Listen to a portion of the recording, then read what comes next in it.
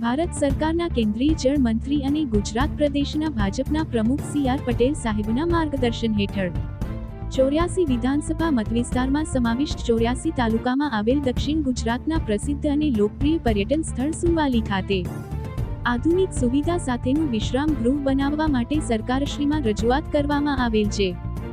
ગયા રાખતા અંદાજિત 2.20 કરોડના ખર્ચે વિશ્રામ ગૃહ બનાવવાનું કામ મંજૂર કરવામાં આવેલ, જેનું ખાતમુહૂર્ત સંપન્ન કરાયું છે. તેમજ સુવાલી બીચ ખાતે ચાલી રહેલા વિકાસ કાર્યોની મુલાકાત લઈ સમીક્ષા કરી.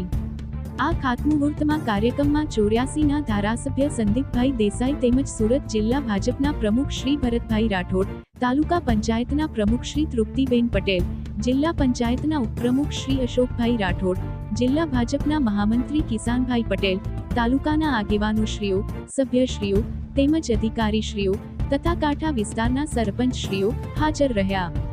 India TV live news bureau chief Mayank Patel, Suhali, Surat.